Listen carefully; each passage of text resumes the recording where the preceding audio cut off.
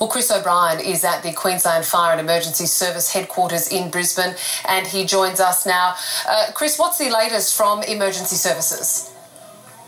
Well, Catherine, here at State Disaster Management Coordination Centre, it's pretty much wait and see. In fact, all the people that you've been talking to, our reporters and the mayors, etc., the sort of things they're telling you, that's actually feeding into what authorities here are getting. The role of this place here in Brisbane is to communicate and coordinate.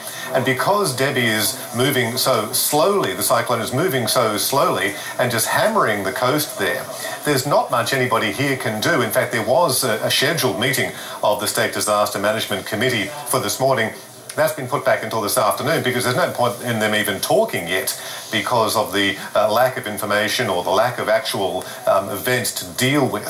So the Premier will chair that meeting this afternoon. So what's happening right now is that staff at the Coordination Centre are absorbing as much information as they can from various sources from their own people on the ground. But as the Mayor just told you, a lot of emergency authorities themselves can't even get out yet. They thought they could get out within a few hours, but if this cyclone hangs around and hangs around and hangs around all day and all night, it'll be ages before they can even get out to see what's going on. Well, I guess that's one of the problems which could potentially make emergency services jobs even harder, in that Cyclone Debbie is slowing, which means it has a longer period of time to wreak havoc. Yes, the Premier is very concerned about that particular aspect, and so is the Police Commissioner Ian Stewart, who compared it to a battering ram. If a cyclone comes through and whacks you quickly, that's bad enough, but if it stands still and whacks you for a long time, that's even worse. And the other thing is, as the Bureau was telling you, because it's geographically huge as well as quite intense, it means that even if the main part of the cyclone hasn't hit yet, to a certain extent, that's not particularly the main deal, because it's already causing problems for people. Power outages, as you discussed, roofs off some buildings, as far as we know. But we can't get a handle on it yet, as we would in most cyclones, because the thing is just taking so long to come through. Chris O'Brien at the Queensland Fire and Emergency Service headquarters in Brisbane. Thanks for the update. Thanks, Catherine. Well, John Dickinson lives in Arlie Beach, and he spoke to Meechan Philpott on ABC Tropical Queensland. It's been blowing a gale all night, as it would. The wood's just strengthening. I don't know if you can hear it. It's going through here like it's going to brick, mate. So I'm just standing on the veranda of my house. My house structurally is okay, but it's the flying debris from the trees and other loose items that, cause most and you've got that happening at the moment, flying debris? Yeah, well, trees are down. Yeah. Well, I live up Jubilee Pocket, and there's trees across the road and branches and strips of leaves and all that sort of stuff.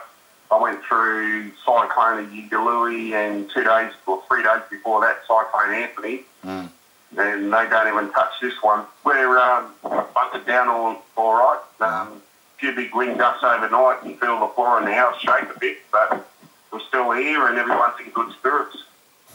Well, time for a check of the weather now with Nate Byrne. And Nate, we hear that Tropical Cyclone Debbie is slowing, but she still definitely packs a punch. Yeah, that's correct, Kath. So we're now looking at a cross onto the mainland at about 2 p.m. That's Queensland local time. And it has slowed down, and that's allowing those winds to really affect single areas for a long time. Hamilton Island that's recording wind gusts of about 213 kilometres an hour at the moment, with a maximum wind gust recorded today, just in the last half hour or so, of 222 kilometres an hour. So that's quite significant, and we're starting to see those winds creep onto the coast now as the cyclone does make its way towards the coastline.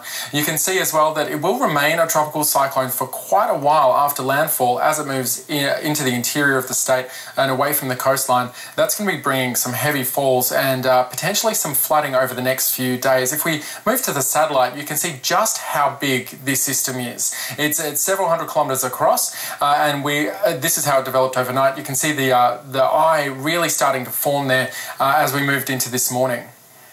And how's the rest of the country looking, Nate?